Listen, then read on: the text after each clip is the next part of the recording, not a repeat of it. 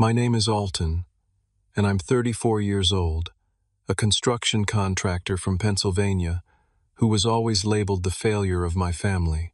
Despite working harder than anyone I knew, my parents gave my brother $120,000 for a house while telling me I wasn't worth their investment, so I stopped calling them completely. 2 years of silence passed until my brother drove past my property one day and immediately called our dad, screaming into the phone, "You need to see what Alton has built. Before I dive into this story, let me know where you're watching from in the comments. Hit that like and subscribe button and get ready for a journey about defining success on your own terms. I grew up in a comfortable middle-class neighborhood in the suburbs of Pittsburgh, Pennsylvania, where appearance mattered almost as much as your kids' achievements. Our house wasn't the biggest on the block, but my parents, Richard and Elaine, made sure it was always perfectly maintained, at least on the outside. Dad worked as a senior loan officer at a regional bank, and Mom sold real estate. They were the definition of proper suburban professionals, and they expected nothing less from their sons. From my earliest memories, the family dynamic was crystal clear. My brother Kyle, 3 years younger than me, was destined for greatness. I was the problem child, not because I got into trouble, but because I didn't fit their narrow definition of success. Kyle was naturally gifted at academics. He would bring home perfect report cards without seeming to try, while I spent hours studying just to maintain B-minuses in most subjects. "Why can't you be more like your brother?" became the unofficial family motto. Every parent-teacher conference ended the same way, with my father's tight-lipped disappointment and my mother's rehearsed smile as they assured my teachers they'd work with me on my academic performance. What my parents never acknowledged was that I had my own talents. While Kyle excelled at mathematics and science, I had an intuitive understanding of how things worked. I could take apart and reassemble almost anything mechanical by the time I was 10. I could look at a broken appliance and instinctively understand what needed fixing. My hands seemed to know what to do before my mind could explain it. When I was 14, I spent an entire summer building a treehouse in our backyard. Not some simple platform with a ladder. This was a 2-story structure with windows, a trapdoor, and even a small deck. I salvaged materials from construction site dumpsters and neighborhood renovations, asking permission first, and usually getting extra supplies from impressed contractors. The neighbors would stop by just to marvel at what that carpenter boy was creating. Mr. Jenkins next door, a retired architect, would bring me lemonade and talk about load-bearing designs. Mrs. Peterson across the street told my mother she'd never seen such talent in someone so young. For once, I thought my parents might actually be proud of me. The day I finished, I eagerly brought them out to see my completed project. My father glanced up at it for perhaps 10 seconds before checking his watch. "Well, I hope you're done playing with wood now. Summer's almost over, and you need to focus on getting your grades up this year." My mother patted my shoulder absent-mindedly. "It's cute, honey, but college applications are just a few years away. Kyle's already doing advanced placement prep, you know." That night, I heard them talking in the kitchen. "The Jenkins boy is already taking college courses over the summer," my father said, "and ours spends 3 months hammering together a glorified playhouse." In high school, the pattern continued. Kyle joined the debate team, the math club, and played tennis, all activities my parents considered college application appropriate. They bought him a professional-grade tennis racket when he made varsity as a freshman. When I joined the school's construction club, I had to save up from my weekend job bagging groceries just to buy basic tools. I still remember my junior year when I helped our construction club build a wheelchair ramp for a local community center. The project was even featured in the local paper. I brought home the article hoping for some recognition. My father glanced at it and said, "Community service looks good on applications, but you should be doing something more academic." Meanwhile, Kyle's room became a shrine to achievement. Trophies, ribbons, and certificates lined his shelves. My parents converted our den into a quiet study space for him. When I asked for a small corner of the garage to set up a workbench, my request was denied because it would make too much noise and distract Kyle from his studies. Despite all this, I actually loved my brother. Kyle never asked for the golden child role, and when we were alone, he was just my goofy little brother. Sometimes he'd sneak into the treehouse with me, away from the pressure of being perfect, and we'd just talk about video games or girls at school.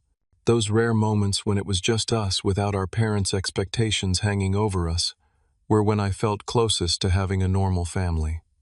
By senior year, the divergence in our paths was complete. I maintained decent grades, mostly B's, with the occasional A in shop class or technical drawing. But compared to Kyle's perfect academic record, I might as well have been failing everything. When Kyle was accepted to Princeton on early admission during his senior year, my parents threw a massive party, inviting family, friends, and neighbors to celebrate. Our son, the Princeton man, my father, announced his arm around Kyle's shoulders. I stood in the corner holding a plate of food and feeling invisible in my own home. No one asked about my plans. No one cared. Kyle's high school graduation was an extravagant affair. My parents rented a private room at the most expensive restaurant in Pittsburgh. Family flew in from across the country. My father gave a 20-minute speech about Kyle's achievements and bright future, then presented him with keys to a brand new Audi. "You'll need reliable transportation at Princeton," he said, beaming with pride. 3 years earlier, when I graduated, we had dinner at a casual restaurant chain. My gift was a used laptop for college assignments. Except I wasn't going to a 4-year college. I had been accepted to a technical college with an excellent construction management program. When I announced my decision, you'd think I'd told my parents I was joining a cult. Trade school. My mother repeated the words like I'd suggested becoming a professional gambler. But what about State University? They accepted you. Construction management isn't a real degree, my father said dismissively. You're settling for less when you should be aiming higher. I tried explaining that the program had a 98% job placement rate, that graduates were in high demand, that I could be earning good money within 2 years instead of accumulating massive debt. None of it mattered. In their minds, without a prestigious university name, I was throwing my life away. We didn't raise our son to work with his hands, my mother said, as if manual labor was something shameful. The irony that she sold houses built by people like me was completely lost on her. I started trade school with zero financial support from my parents. Every penny came from my savings and a small merit scholarship I'd earned. I worked evenings and weekends at a hardware store, often taking on additional shifts to make ends meet. Meanwhile, my parents covered every expense for Kyle: tuition, housing, meal plans, books, spending money. He never had to worry about whether he could afford to eat that week. Despite the challenges, I thrived in trade school. For the first time, I was learning things that actually interested me. My instructors recognized my aptitude and encouraged my growth. Mr. Pose Rodriguez, my construction management professor, would often stay late to discuss advanced techniques or introduce me to industry contacts. "You've got something special, Alton," he told me once. "You understand both the craft and the business side. That's rare." I graduated at the top of my class, but my parents didn't attend the ceremony. Kyle had a tennis tournament that weekend, and that took priority. I told myself it didn't matter. I had already secured a job with Patterson Construction, a well-respected local firm, starting as an assistant project manager.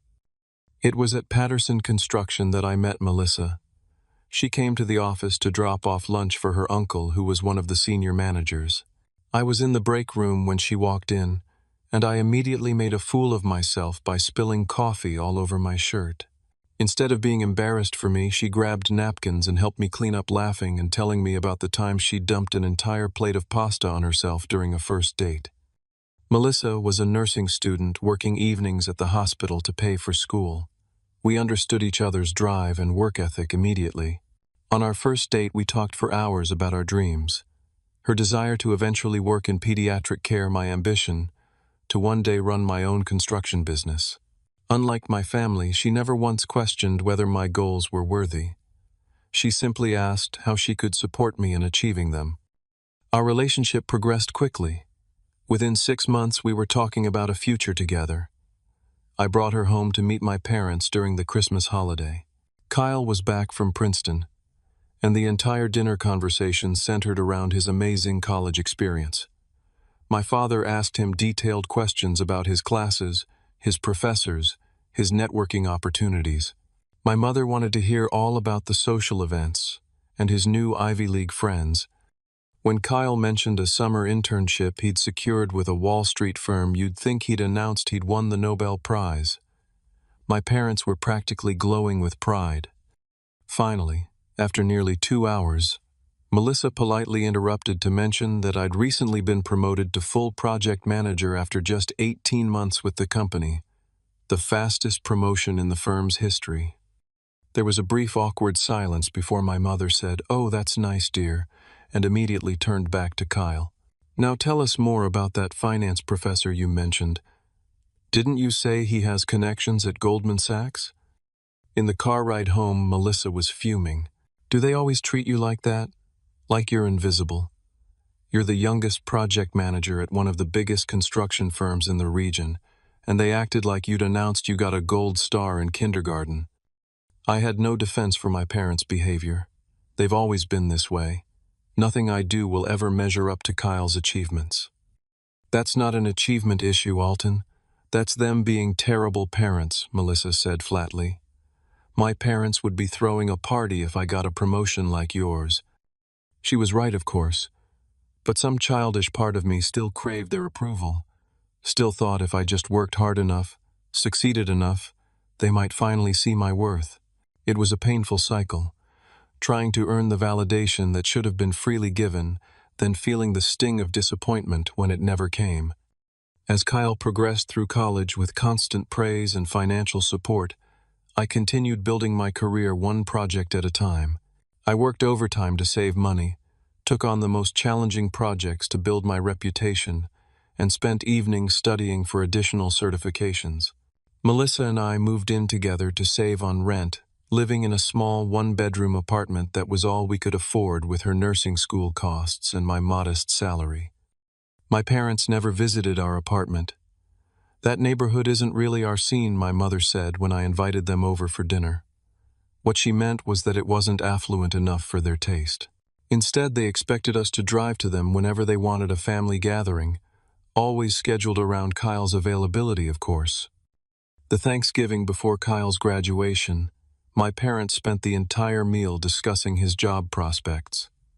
Multiple Wall Street firms were already courting him.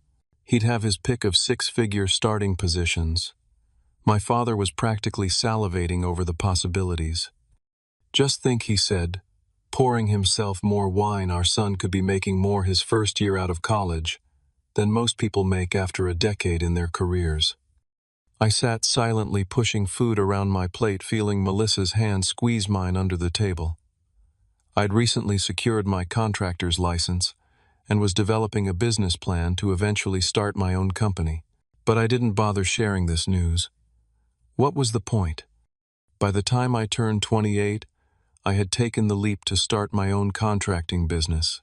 Alton's Custom Construction was born with nothing but my savings, a used truck, and a garage full of tools I'd accumulated over the years. The early days were brutal. Constant stress about finding clients, covering expenses, and handling all the administrative work myself, while still actually doing the construction. Melissa, now a registered nurse working at Pittsburgh Children's Hospital, supported us financially during those lean first months. We'd been married in a small ceremony the year before. Nothing fancy, just close friends at a local park with a reception at our favorite restaurant. My parents attended but left early, citing a prior commitment. Kyle couldn't make it at all. Something about an important networking event in New York. Starting a business without family support was harder than I'd imagined. Other contractors I knew had fathers or uncles who co-signed loans, provided equipment, or shared industry contacts. I had none of that. Every bank loan application felt like begging. Every cold call to potential clients left me sweating. Every night I'd lie awake wondering if I'd made a terrible mistake. But slowly, through sheer persistence and quality work, I started building a reputation. My first big break came when I renovated a bathroom for a local doctor who was so impressed that he recommended me to several colleagues. Soon I was specializing in high-end custom renovations, the kind of detailed work that required skill and creativity, not just basic construction. Kyle, meanwhile, had graduated with honors and immediately landed a position at a prestigious financial firm in Manhattan. His starting salary was indeed 6 figures plus signing bonus. My parents couldn't stop talking about it. Every conversation somehow circled back to Kyle's amazing new life in New York. 6 months after Kyle started his job, my parents invited us over for dinner. Melissa almost refused to go. By this point, she was thoroughly fed up with how they treated me, but I convinced her it would be easier just to make an appearance. What I didn't expect was the announcement my father made over dessert. "We have some exciting news," he said, raising his glass. "Your mother and I have decided to help Kyle purchase his first home. The real estate market in New York is competitive, but we've set aside $120,000 for his down payment. He's already looking at some wonderful condos in Manhattan." The table fell silent. I stared at my father, waiting for the second part of the announcement, the part where they mentioned they'd be helping their other son too. It never came. "What about Alton?" Melissa finally asked, her voice tight with controlled anger. My parents looked confused, as if they'd forgotten I might have housing needs too. "What about him?" my father asked. "We've been saving for a down payment for 3 years," Melissa said. "Alton's business is growing, but we're still living in a tiny apartment because housing prices keep rising faster than we can save." My father's expression hardened. Kyle has positioned himself for success in a demanding field. He needs to live in an appropriate neighborhood to maintain professional connections. "And what Alton's doing isn't demanding, isn't successful," Melissa shot back. "That's different," my mother interjected smoothly. "Kyle has a real career. Alton chose an alternative path." I found my voice at last. "Are you planning to help us with a down payment too? Even a fraction of what you're giving Kyle would make a huge difference for us." My father set down his wine glass with a sharp click against the table. "Why would we reward failure?" Kyle made something of himself. He went to a top university, secured a prestigious position, and is moving up in the world. You chose to work with your hands rather than your mind. You made your bed, now lie in it. The words hit me like physical blows. Failure. After all my hard work, all the obstacles I'd overcome without their help, they still saw me as a failure. Richard, my mother gasped, though whether she was shocked by his cruelty or his bluntness wasn't clear. "What, it's the truth," my father continued. "One son followed our guidance and is succeeding. The other rejected our advice and is struggling. Actions have consequences." Melissa stood up so abruptly her chair nearly toppled over. "Your son is not a failure. He built a business from nothing. He works harder than anyone I've ever known. His clients respect him. His employees admire him. The only people who can't see his worth are the 2 people who should have been his biggest supporters." She grabbed her purse. "We're leaving. Now." The drive home was silent for the first 10 minutes. Then Melissa exploded. "That's it. We're done with them. I won't sit by and watch them treat you like this anymore. They're toxic, Alton. Plain and simple." Part of me wanted to agree immediately to cut them off completely, but decades of seeking their approval had created deep grooves in my psyche. Maybe I should try one more time to talk to them, make them understand my perspective. Melissa sighed her anger, giving way to sadness. "Honey, they understand. They just don't care. They value degrees and job titles over character and hard work. Nothing you say will change that." Still, I couldn't let go without one final attempt. The next day I called my mother and asked to meet for coffee, just the 2 of us. Surprisingly, she agreed. At the coffee shop, I tried to explain how hurtful my father's words had been, how their constant favoritism had affected me throughout my life, how I'd accomplished so much despite their lack of support.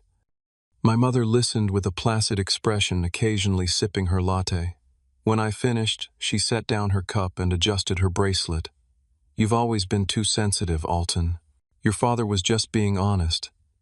If you feel like we favor Kyle, it's because he's followed a more successful path. If you had tried harder in school, maybe things would be different." "Tried harder," I repeated incredulously. "Mom, I worked through college. I built a business from scratch. I've never once asked you for money until now, and I'm not even asking for charity, just the same support you're giving Kyle." "It's not the same," she insisted. "Kyle's money is an investment in his future. He has real potential." I stared at her, finally seeing the truth I'd been avoiding my entire life. My parents would never see my worth. In their eyes, I would always be the lesser son, the disappointment, the failure, no matter what I achieved. "I see," I said quietly. "Thank you for making your position so clear." That evening, Melissa held me while I finally mourned the parental relationship I'd never had and never would have. "We're going to be okay," she whispered. "We'll build our own family, one built on unconditional love." The next morning, I made my decision. I would stop calling my parents, stop visiting, stop trying to earn the unearnable. If they wanted a relationship with me, they would have to take the first step, and it would have to include recognition of how they'd hurt me and a genuine change in their behavior. That was the last meaningful conversation I had with my parents. For the next 2 years, our only interaction was brief, cold exchanges at the occasional family event we both attended. They never called to check on me. They never seemed to notice my absence from their lives. After cutting contact with my parents, I felt a strange mix of grief and liberation. The grief was for the relationship I'd always wanted, but never had. The liberation came from finally stopping the endless cycle of seeking approval that would never come. Melissa noticed the change in me almost immediately.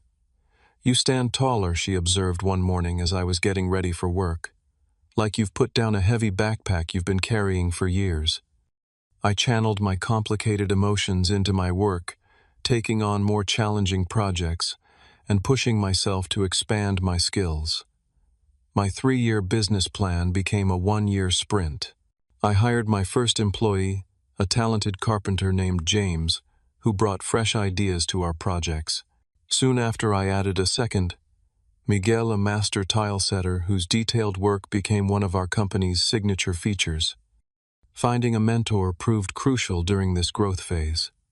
Frank Donovan was a 67-year-old contractor who'd run a successful construction business for over 40 years. We met when I bid on a project that turned out to be his daughter's house.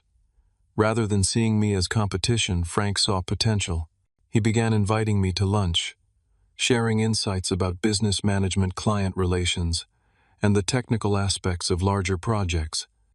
"You've got good hands and a good head," Frank told me over sandwiches one day. "That's rare in this business. Most have one or the other, not both." When Frank mentioned he was considering retirement within a few years, he made an unexpected offer. "I'd like you to consider buying my business when the time comes. My son's not interested, and I'd rather see it go to someone who'll maintain the quality we're known for." This was a game-changing opportunity. Frank's business was well established with a loyal client base and specialized in high-end custom homes, exactly the direction I wanted to take my own company. We began discussing a gradual transition plan that would allow me to learn every aspect of his operation while growing my own. Around this time, a unique property opportunity arose. A 5-acre parcel of land just outside the city limits came up for sale at a remarkably low price because of access challenges. The property was beautiful, partially wooded with a natural clearing, but the steep access road needed significant work before it would be passable year-round. Most buyers were deterred by the engineering challenges, but I saw potential. The location was just 15 minutes from downtown Pittsburgh, but felt completely secluded. The price was less than half the market rate for comparable lots. Most importantly, I could envision exactly what I wanted to build there, not just a home, but a statement of my craft and vision. I took a calculated risk, leveraging every asset I had to secure a loan for the land purchase. Melissa was nervous but supportive. "If anyone can make that property work, it's you," she said after walking the land with me one Saturday morning. The first 6 months were back-breaking. I spent every weekend and many evenings after work clearing the land and improving the access road. Frank lent me his bulldozer, teaching me to operate it properly to grade the steep sections. James and Miguel often joined me on Saturdays working for nothing but beer and barbecue because they believed in the vision too. During weekdays, I focused on growing the business, taking on increasingly prestigious renovation projects, and building our reputation for exceptional craftsmanship. Nights were spent at the kitchen table drafting plans for our future home, a modern craftsman design that would showcase sustainable building techniques and custom woodwork throughout. By the 1-year mark after cutting ties with my parents, Alton's custom construction had grown to 5 full-time employees and a steady stream of high-end projects. We'd completed the access road to our property and poured the foundation for our home. I was working 14-hour days between the business and our personal build, coming home, exhausted but deeply satisfied in a way I'd never felt before. Melissa had been promoted to charge nurse at the hospital, which improved our financial situation. Still, we lived frugally, saving every possible penny to pour into the land and the business. While Kyle posted photos on social media of exotic vacations and expensive restaurants, we spent our rare free days working on our property, picnicking on the half-finished deck that would eventually become our outdoor living space. The irony wasn't lost on me. Kyle, with his prestigious degree and high-paying job, was still dependent on our parents for housing. Meanwhile, I was building something truly mine, something tangible and lasting, without a penny of family support. The design for our home became my obsession. A 2-story, 3,000-square-foot craftsman with an open floor plan, huge windows overlooking the wooded portion of our property, and custom details throughout. The main floor featured soaring ceilings with exposed timber beams I'd hand-selected and finished. The kitchen showcased cabinetry I built myself from walnut harvested from our own land. At the far end of the property, I designed a separate workshop and showroom where clients could see material samples, review plans, and watch demonstrations of specialized techniques. This became the new headquarters for Alton's custom construction, allowing us to present a more professional image than the small office space we'd been renting in town. Building our dream while running a growing business meant progress was slower than I'd hoped. There were nights I came home so physically exhausted I could barely eat dinner before falling asleep. There were mornings I could hardly move from muscle soreness. But seeing the structure take shape, knowing that every detail reflected my vision and craftsmanship, made the struggle worthwhile. Financial stress remained a constant companion. A major commercial client delayed payment for 3 months, forcing us to take out a short-term loan to meet payroll. A sudden price increase in lumber added thousands to our home building costs. Melissa's car needed an expensive transmission repair.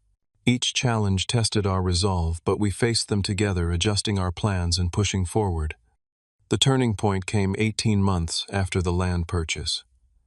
A prominent local surgeon hired us to renovate his entire home, a project that would take 6 months and provide steady work for the whole team. The budget was generous, allowing me to hire 2 more skilled workers and still maintain a healthy profit margin. Even better, the client gave us creative freedom to showcase our best ideas. This project became our calling card. Architectural Digest featured it in a regional issue, highlighting the innovative storage solutions and custom furniture pieces we'd incorporated. Suddenly, our phone was ringing with potential clients who'd seen the article. We had the luxury of being selective, choosing projects that aligned with our strengths and vision. By the 2-year mark after cutting ties with my parents, our personal home was nearing completion. The exterior was finished, a stunning combination of stone cedar siding and metal accents that blended with the natural surroundings while making a bold architectural statement. Inside, we were completing the final details: light fixtures, hardware, the last coats of finish on custom built-ins. Our business had grown to 8 employees with a reputation as one of the premier custom builders in the region. The workshop, divided by showroom, had become a destination for clients wanting to see our craftsmanship firsthand. I'd even begun discussions with Frank about accelerating our transition plan, as his health concerns were making him eager to retire sooner than originally planned. Through it all, my parents remained silent. They made no attempts to contact me, apparently content to have just one son in their lives. Kyle and I spoke occasionally, but our conversations were superficial. He seemed uncomfortable discussing our parents' favoritism, and I had stopped expecting him to understand my perspective. What I didn't realize was that everything was about to change, triggered by a simple wrong turn on a country road. It was a Tuesday afternoon in May when my life took another unexpected turn. I was in the workshop with James finalizing designs for a custom entertainment center when my phone buzzed with an incoming call from Kyle. We hadn't spoken in almost 2 months, so seeing his name on my screen was surprising. "Kyle, everything okay?" I answered, stepping outside for privacy. "Alton, what the hell? When were you going to tell me?" His voice was a strange mixture of shock, anger, and something else I couldn't quite identify. Tell you what, I genuinely had no idea what he was talking about. "I just drove past your property. I was meeting a client who lives out that way and got turned around. I saw the sign for Alton's custom construction and nearly crashed my car doing a double take." I leaned against the workshop wall, suddenly understanding. Kyle had no idea what I'd built over the past 2 years. As far as he knew, I was still running a small contracting business and living in our apartment. "Yeah, we moved out here about 1.5 years ago. Been building the place ourselves." 1.5 years? And you never thought to mention you bought 5 acres and built what looks like a magazine-worthy home, plus that massive workshop. What the hell, Alton? I had no idea. There was a pause, and then Kyle's voice changed. I heard him say, "Dad, you need to see what Alton has built. It's unbelievable." "No, I'm serious. The property is amazing." "What? No, I'm not exaggerating." I realized he'd called our father while still parked outside my property. A familiar knot formed in my stomach. "Hey, can I come by later?" Kyle asked, returning to our conversation.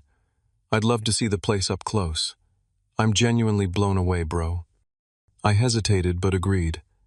Kyle had never been the source of the problem, just the beneficiary of our parents' warped values. "Sure. Melissa will be home from her shift around 6. Come by after that if you want." When Kyle's Audi pulled up our driveway that evening, I was waiting on the front porch. He stepped out of his car and stood for a long moment, taking in the house and grounds with an expression of disbelief. Alton, this is incredible. You built this yourself." "With my team, yeah. We did most of the work ourselves. Come on in." I gave him the tour.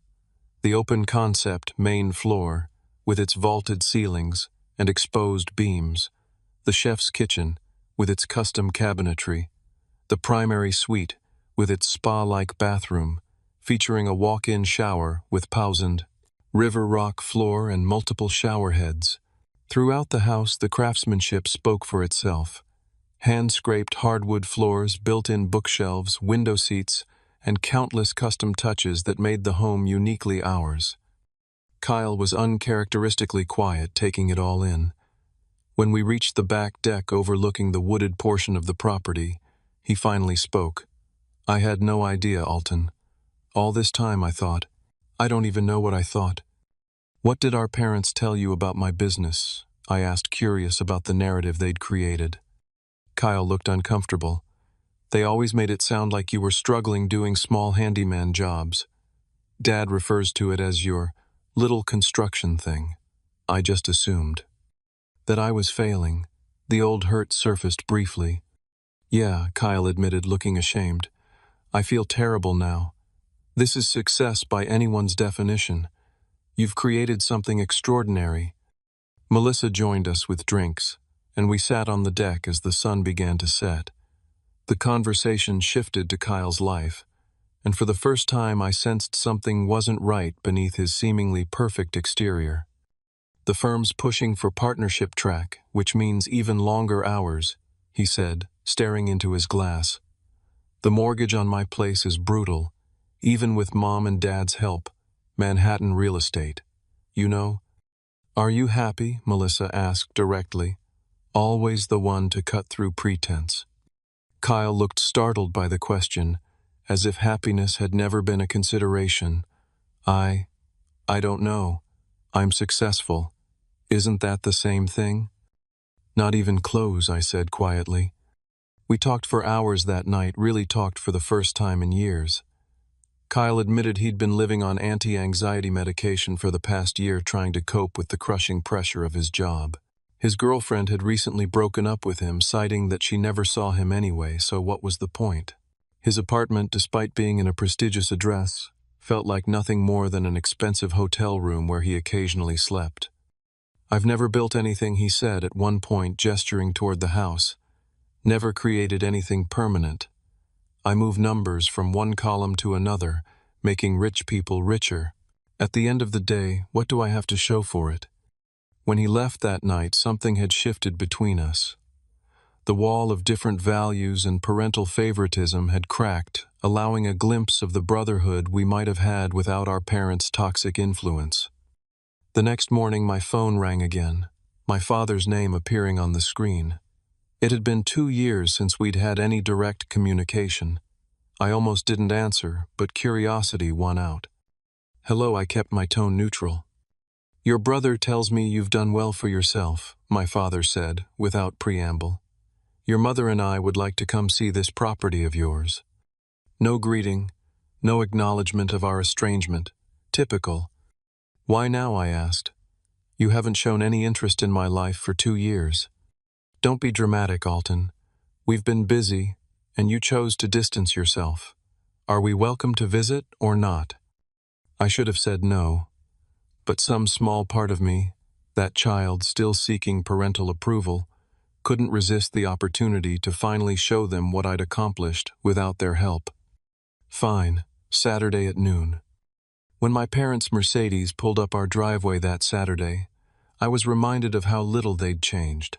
My father impeccably dressed in casual designer clothes that probably cost more than one of my employees' monthly salaries. My mother perfectly coiffed and accessorized as always. Their expressions as they took in the property were almost comical. Shock poorly disguised as casual interest. My mother immediately began taking photos with her phone. Well, my father said, clearing his throat, this is certainly substantial. Kyle wasn't exaggerating. Would you like a tour, I offered, maintaining a calm exterior while emotions churned inside me. They followed me through the house, my mother making little appreciative sounds at the kitchen and master bathroom. My father asked surprisingly detailed questions about construction techniques and materials, revealing more knowledge than I'd realized he possessed.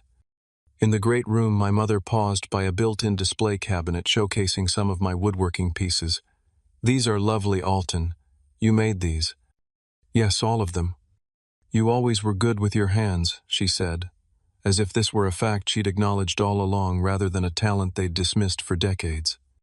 We ended in the workshop divided by showroom, where examples of our custom work and photo albums of completed projects were displayed.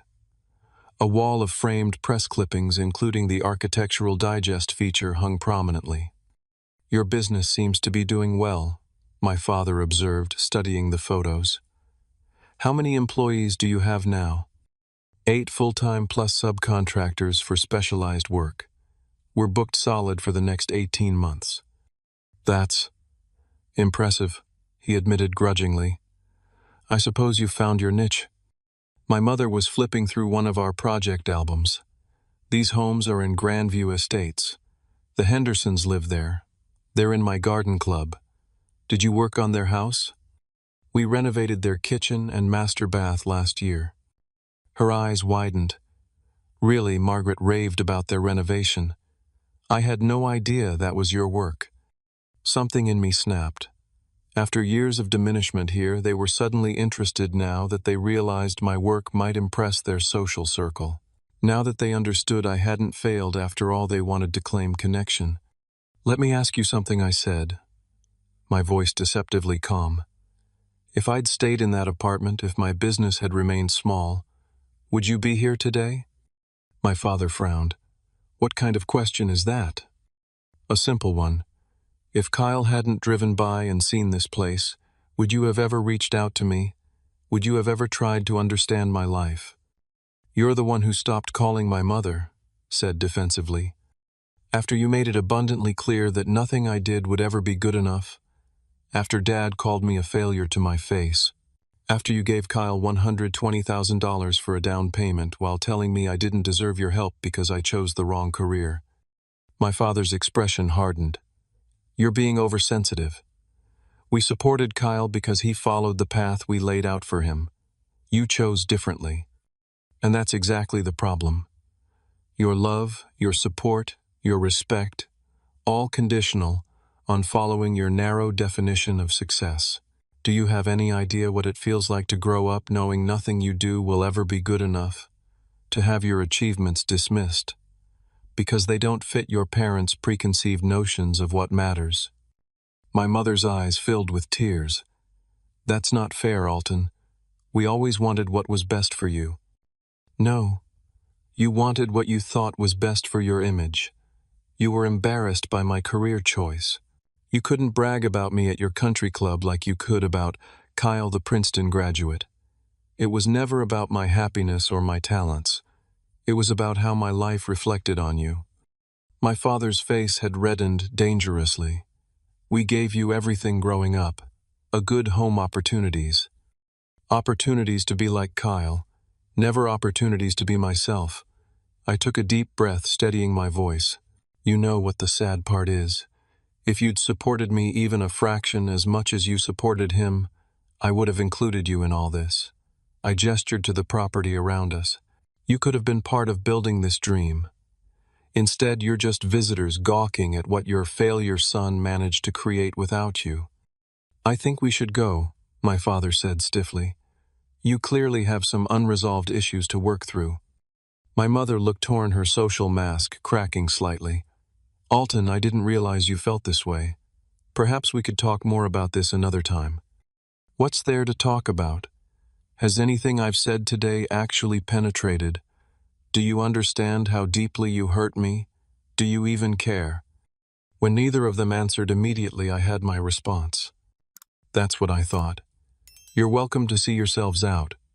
As they walked to their car, I heard my father mutter, ungrateful after everything we've done, confirming that nothing I'd said had made any difference. They simply couldn't see beyond their own narrative. What I didn't expect was that Kyle had arrived during our confrontation and had been standing just outside the workshop door hearing the entire exchange. As my parents' Mercedes disappeared down the driveway, Kyle stepped into view. His expression was complicated, part embarrassment, part sadness, part something I couldn't quite identify. How long have you been standing there? I asked. Long enough, he replied, shoving his hands in his pockets. Can we talk? We walked toward the creek that ran along the edge of the property, following a path I'd cleared through the woods. Neither of us spoke until we reached a small bench I'd built overlooking the water. They really don't get it, do they? Kyle finally said. They never have. They never will. Kyle picked up a stone and tossed it into the water. I owe you an apology, Alton. I knew they favored me, but I never stood up for you. I just accepted it as normal, even when it wasn't. I shrugged. You were a kid, too. It wasn't your responsibility to fix our parents. Still, he threw another stone. I should have seen what it was doing to you. The truth is, I was scared to rock the boat. Their approval felt so conditional that I was terrified of losing it. And now, I asked. Kyle turned to face me directly. Now, I'm drowning, Alton. That perfect life they wanted for me. It's killing me slowly. What followed was a confession I never expected from my seemingly perfect brother. Kyle revealed that he was deeply in debt despite his high salary and our parents' help. His Manhattan apartment had a mortgage that consumed nearly 60% of his monthly income. The prestigious address came with expectations, designer clothes, expensive restaurants, exclusive clubs, that drained his remaining funds. I'm working 80-hour weeks just to maintain the illusion that I'm living the dream, he admitted. I haven't had a full night's sleep in months. My doctor says my blood pressure is dangerously high for someone my age. Worse than the financial strain was the spiritual emptiness. Kyle described his work as morally bankrupt, helping wealthy clients exploit tax loopholes, sometimes pushing the boundaries of legality. His firm's culture was cutthroat, with colleagues more likely to sabotage than support one another. My girlfriend didn't just leave because I was never home, he confessed.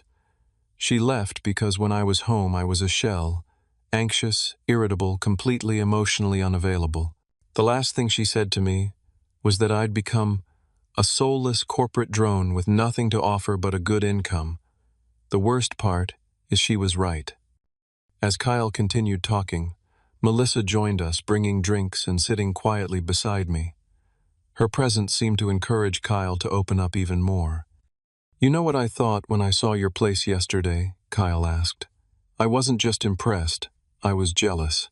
Deeply, profoundly jealous. Not of the house itself, though it's amazing, but of the life it represents. You built something real. You have purpose. You come home exhausted because you've created something, not because you've been manipulated and manipulated others all day." Melissa spoke up. "What would you do if you could start over? If our parents' expectations weren't a factor?" Kyle laughed humorlessly. "That's the sad part. I have no idea. I've spent so long being what they wanted that I don't know who I am anymore." I studied my brother, seeing him clearly, perhaps for the first time. Beyond the designer clothes and perfect haircut was a deeply unhappy man who'd traded his authentic self for external validation. "It's not too late to change course," I said. "You're only 31. And do what I have: a finance degree and 7 years of experience moving money around. What real skills do I actually have?" An idea began forming in my mind. "You've always been good with numbers organization. The business side of construction is growing faster than I can manage it. I need someone who understands financials, who can help with the business development while I focus on the craftsmanship." Kyle stared at me. "Are you offering me a job?" "I'm offering you a fresh start. Lower salary initially, but better hours, meaningful work, and the chance to help build something tangible. Plus the guest house is available until you find your feet. You do that after everything.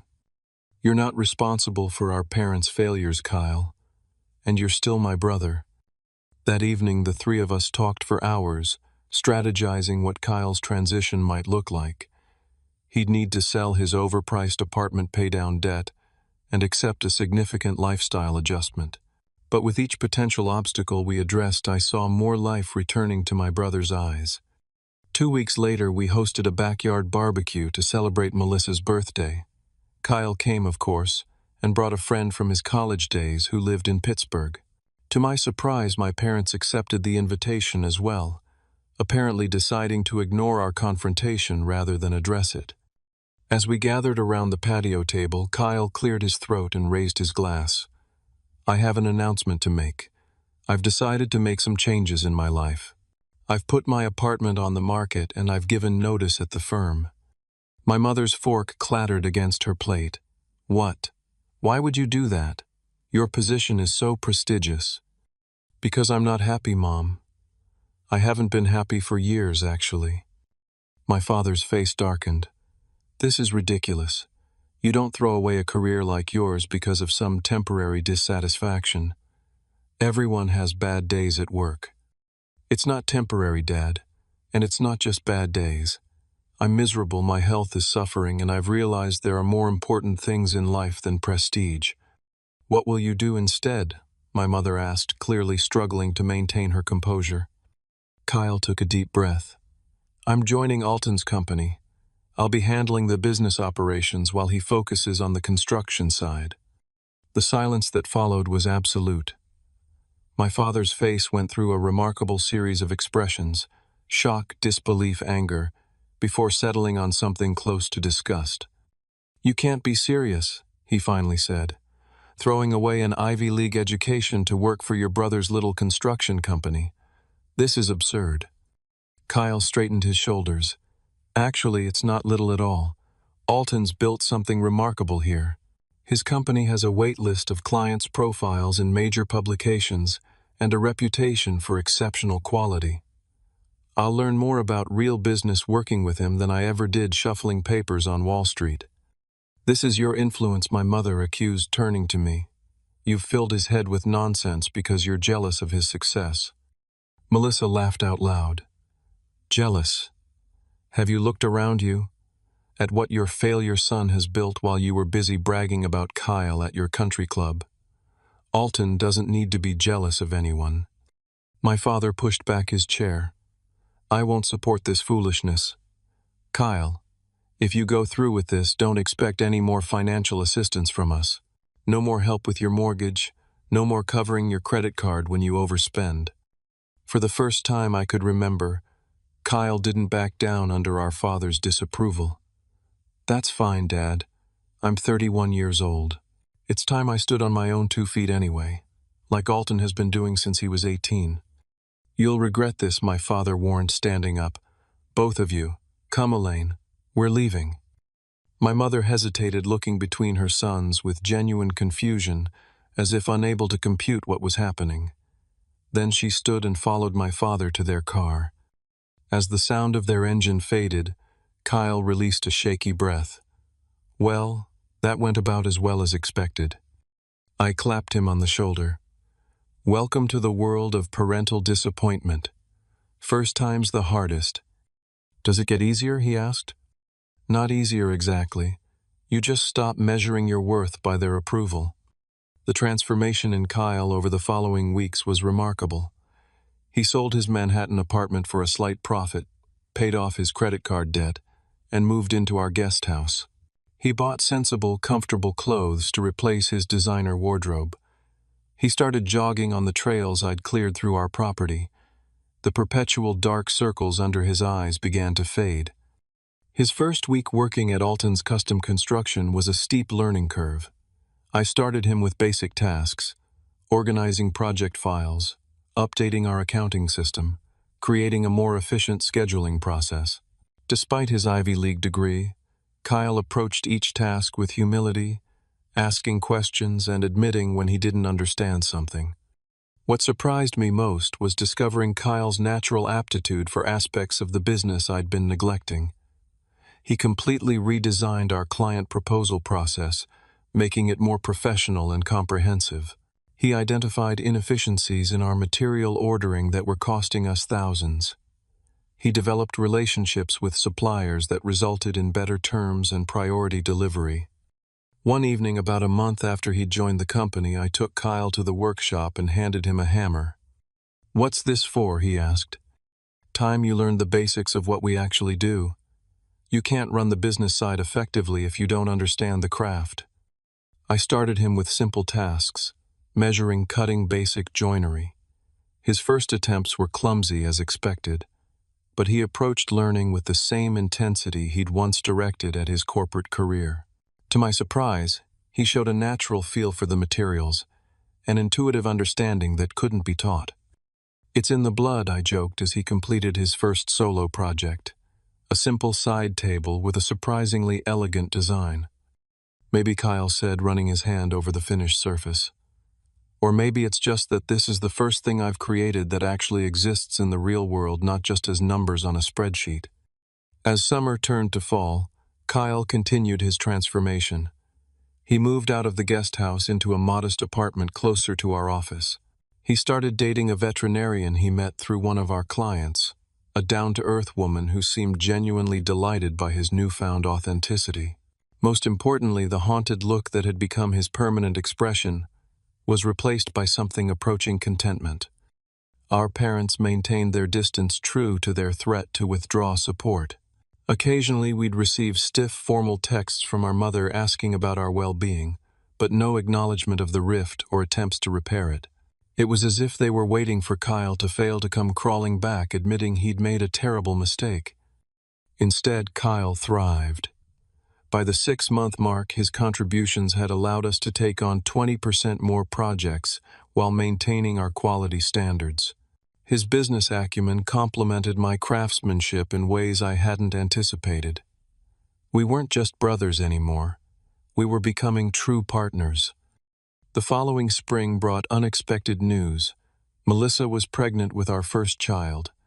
We'd been trying for nearly a year, and the positive test brought a joy I hadn't known was possible.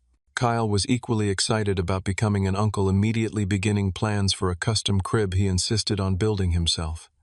"You've taught me enough basics that I should be able to manage something that won't collapse," he joked already, sketching designs based on Scandinavian models he'd researched. Our business continued to flourish.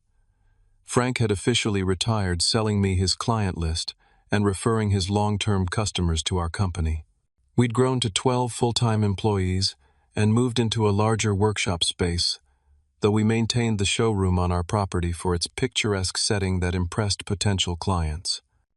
The most significant development came when a regional home design magazine featured one of our recent projects, a complete renovation of a historic craftsman home that had required both innovative solutions and respect for the original architecture. The 8-page spread showcased our work in stunning detail, with particular focus on the custom cabinetry and built-ins that had become our signature. The article mentioned my background, describing how I'd built the business from scratch without family support or connections. It highlighted our company's rapid growth and the recent addition of my brother to the management team. The writer even included photos of our personal home, calling it a testament to the owner's vision and craftsmanship. The magazine hit newsstands on a Wednesday. By Thursday evening, I received an unexpected text from my mother. "Saw the article.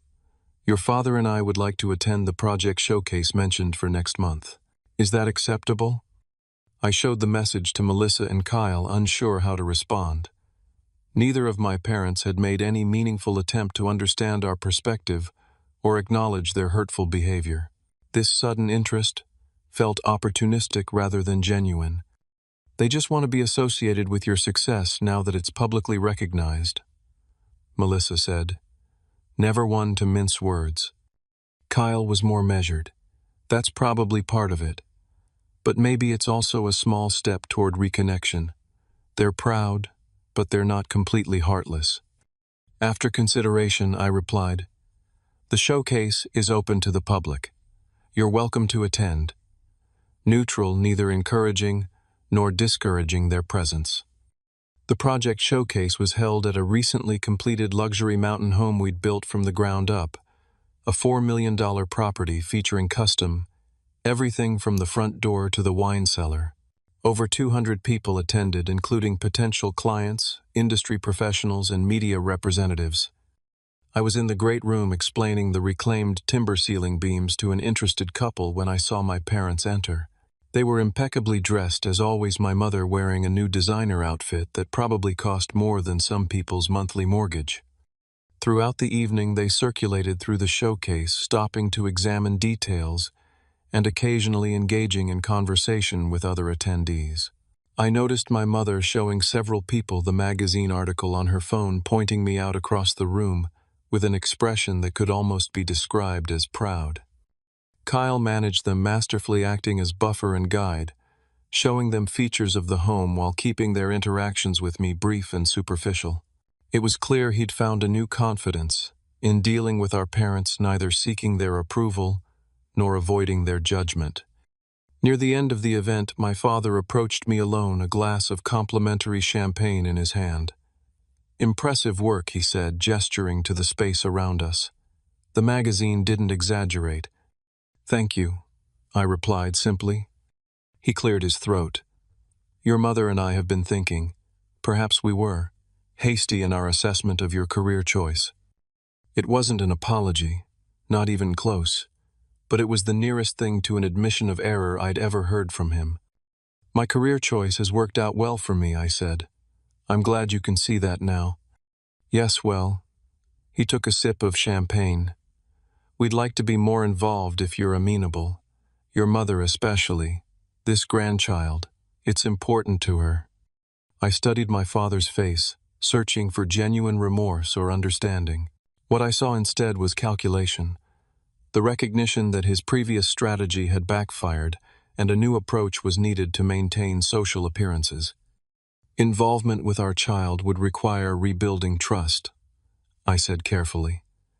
That would start with acknowledging the hurt you've caused both to me and to Kyle. My father's expression hardened slightly. The past is the past, Alton. Everyone makes mistakes. We should focus on moving forward. And there it was, the fundamental disconnect. In his mind, the problem wasn't their conditional love or harmful behavior. It was simply that they'd backed the wrong son in their calculations of success. Now that I'd proven successful by external measures, they were willing to recalibrate their investment. Moving forward requires understanding what went wrong, I replied. When you and Mom are ready to have that conversation, honestly, we can talk about next steps. Until then, you're welcome at public events like this one, but our relationship will remain limited. He nodded stiffly and walked away, rejoining my mother across the room.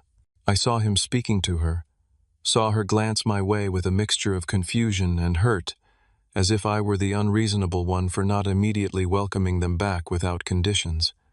Later that night, as Melissa and I prepared for bed, I felt a surprising sense of peace rather than the turmoil such encounters had previously caused. "You okay?" Melissa asked, noting my thoughtful expression. Better than okay, actually. For the first time I faced them without feeling like that desperate kid seeking approval. I saw them clearly. Flawed people who cannot give what they don't possess themselves. Melissa rested her head on my shoulder. That's called growth, babe. Hard-earned growth. The next morning, Kyle came over early to continue work on the baby's crib. We set up in the workshop, the spring air flowing through the open doors as we measured, cut, and sanded the maple pieces he'd selected for the project. Mom called me last night after the showcase, Kyle said, casually checking a joint for fit. She doesn't understand why you're being difficult about reconciliation. I shook my head. Of course she doesn't. I tried explaining it to her. That it's not about punishment, but about protecting yourself from people who've proven they can't see your worth. I'm not sure it got through, but I tried. I glanced at my brother, this man who'd transformed himself from the golden child to a genuine human being with depth and perspective. When did you get so wise? Kyle laughed. Around the time I admitted how completely I'd screwed up my life following their blueprint for success. Nothing like total failure to teach you what actually matters. As we worked side by side on the crib that would hold my child, his niece or nephew, I reflected on the journey that had brought us here. The pain of parental rejection had been excruciating, but it had also freed me to build a life based on my own values rather than inherited ones. You know what I want most for this kid, I said, running my hand over a freshly sanded rail. To know they're valuable simply for existing, not for what they achieve. That their worth isn't measured by degrees or job titles or income brackets. They'll know, Kyle assured me, because that's how you and Melissa will parent. You'll break the cycle. That evening, standing on our deck watching the sunset over the property we'd transformed from raw land to our sanctuary, I felt a profound gratitude. The path hadn't been easy, but it had been mine. Every struggle, every triumph, every conscious choice to value craftsmanship over prestige, authenticity over appearance. True success, I'd learned, wasn't about impressing others or accumulating status symbols. It was about creating a life that reflected your deepest values, surrounding yourself with people who saw and appreciated your authentic self, and building something meaningful that outlasted the workday. My parents had given me an unintended gift, the opportunity to define success on my own terms. By withdrawing their support and approval, they'd forced me to find strength within myself rather than seeking external validation. That lesson would guide how I parented my own child, how I mentored my employees, how I moved through the world. What about you? Have you ever had to redefine success in your own life? Have you faced situations where others' expectations didn't align with your authentic path? Share your experiences in the comments below. And if this story resonated with you, please hit that like button and subscribe for more real-life journeys of finding your way despite the odds. Remember, the most beautiful foundations are sometimes built on the pain of being underestimated. Thank you for listening, and may you find the courage to build your life on your terms, not someone else's.